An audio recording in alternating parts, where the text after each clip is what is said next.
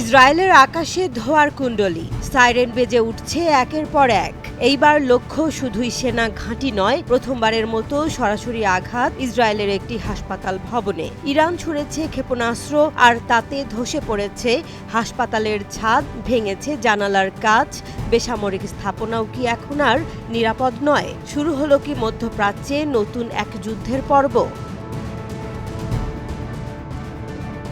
ইরানের ছোড়া ক্ষেপণাস্ত্রে ইসরায়েলের দক্ষিণাঞ্চলের বীর সেবা শহরের সরোকা মেডিকেল সেন্টার সরাসরি ক্ষতিগ্রস্ত হয়েছে। হাসপাতালের ছাদের একাংশ ধসে পড়েছে, ভেঙে গেছে ভবনের জানালার কাচ। ঘটনার সময় ভবন থেকে ধোঁয়া উঠতে দেখা গেছে। হাসপাতাল কর্তৃপক্ষ জানিয়েছে, হামলায় কয়েকজন আহত হয়েছেন, তবে বিস্তারিত জানানো হয়নি। স্থানীয়দের আপাতত হাসপাতালে না আসার পরামর্শ দেওয়া হয়েছে।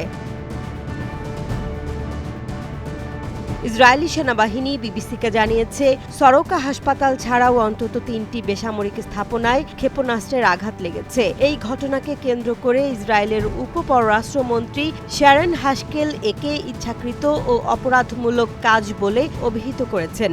ইসরায়েলের স্বাস্থ্যমন্ত্রী উরিয়েল বুসো হামলাকে যুদ্ধাপরাধ আখ্যা দিয়ে বলেছেন, ইরান আন্তর্জাতিক আইন লঙ্ঘন করেছে। জরুরি বাহিনী ইতোমধ্যে উদ্ধার কাজে অংশ নিয়েছে।